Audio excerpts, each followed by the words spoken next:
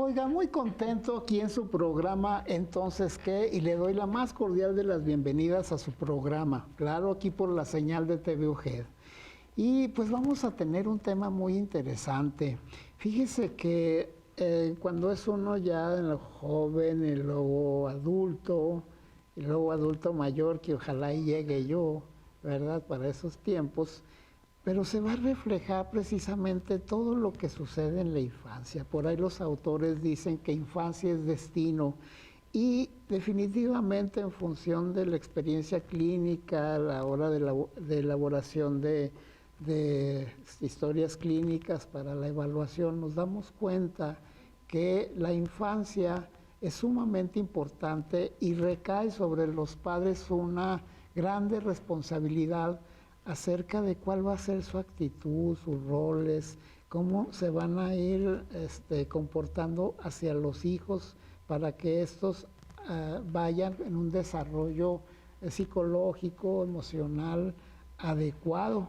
Y uno de los factores que interviene precisamente para que este desarrollo se dé y que después las cuentas salgan más claras es precisamente el poner límites a los hijos. Este va a ser el tema que vamos a desarrollar.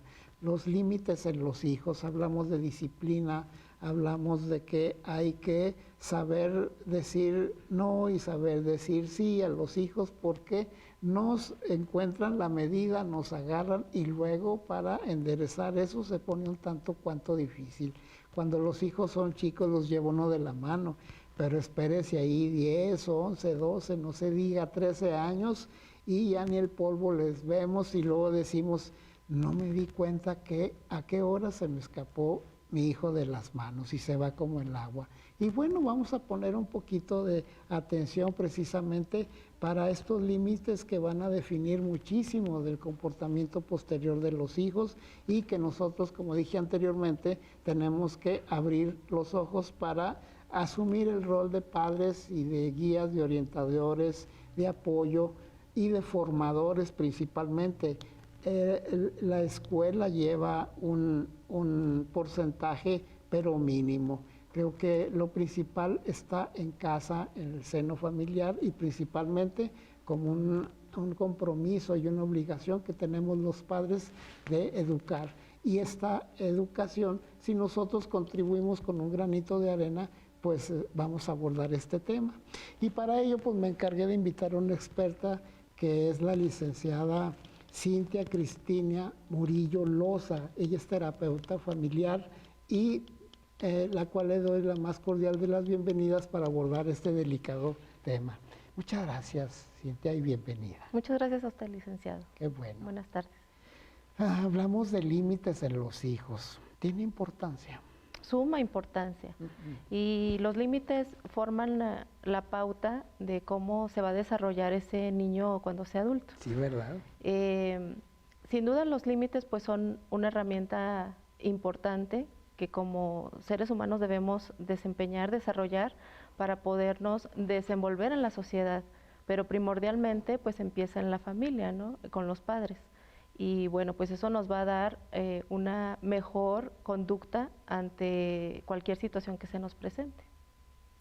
Entonces, imprescindible los límites para el desarrollo de los niños. Así es. Una responsabilidad de los padres. Totalmente.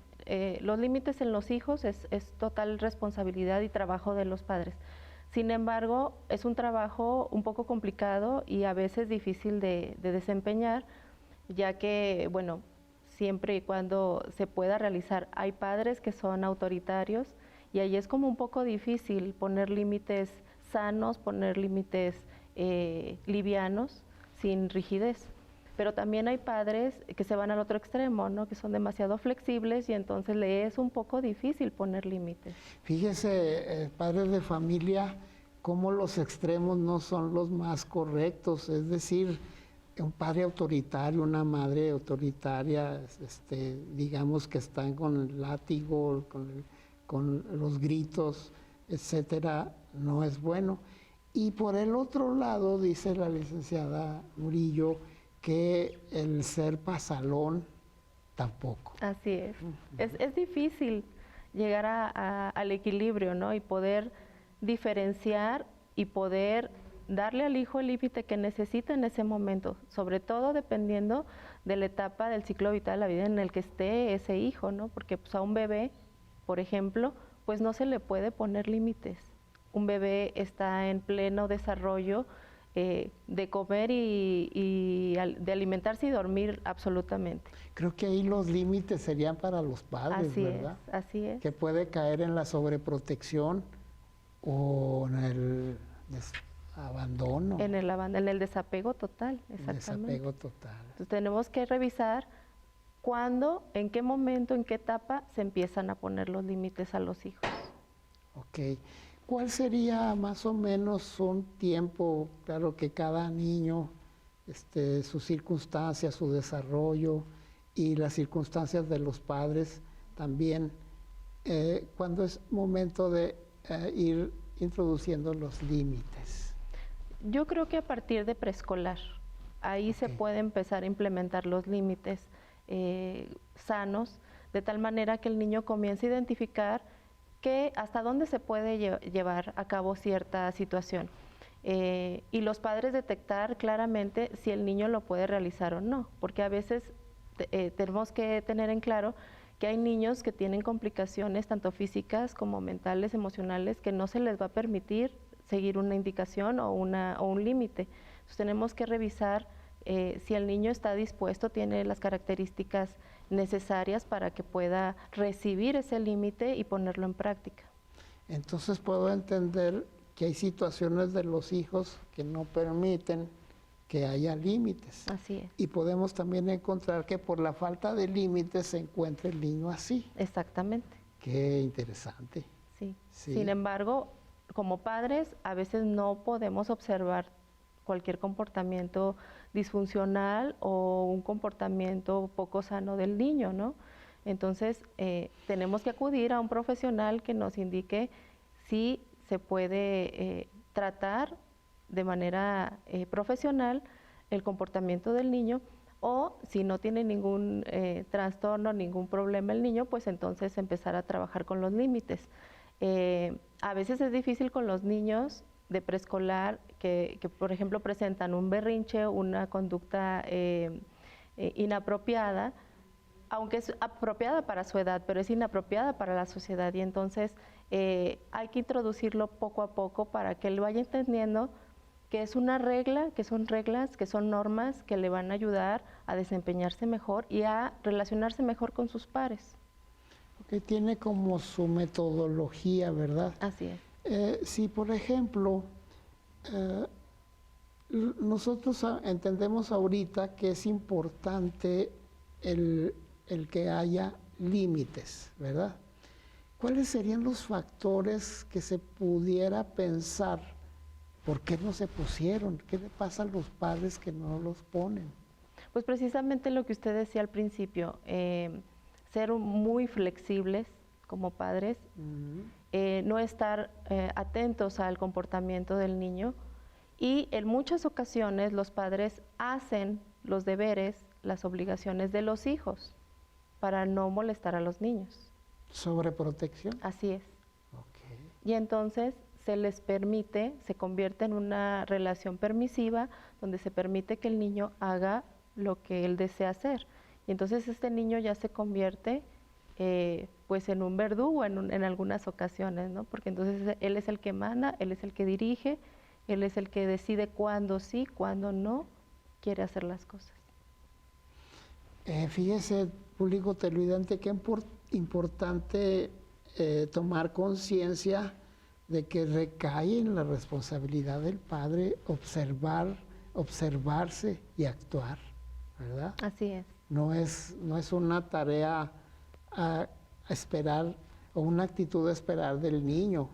Emerge el límite ante una demanda natural del hijo, pero que pudiera estar sobrepasando la norma. ¿Es así?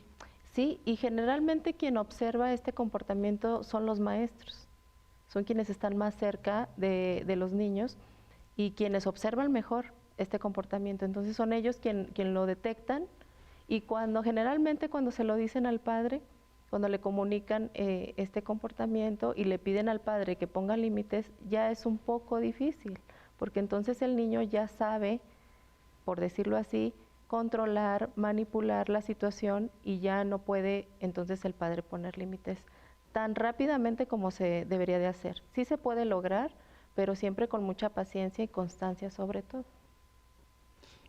Y haberse dado cuenta, ¿verdad? Así es, Si no, aceptarlo. aceptarlo. Fíjese, público televidente, cómo la importancia, tenemos un aliado en el maestro de grupo del niño que está en contacto diario y él percibe precisamente frente a actitudes que hay una carencia de límites y oportunamente lo comunica a los padres y puede suceder que entiendan o no entiendan, que lo acepten o no lo acepten, que conozcan de la situación que está atravesando y va a ser sumamente crucial. Recuerden, el maestro es un aliado, no una persona que juzga y critica y que va a poner las cosas más en claro para que el padre de familia y la madre vayan tomando pues cartas en el asunto sobre las actitudes de sus hijos y la participación que como padre se tiene. Es así, ¿verdad? Así es, licenciado. Público televidente, le voy a suplicar, nos espere un segundito y volvemos con la licenciada Murillo.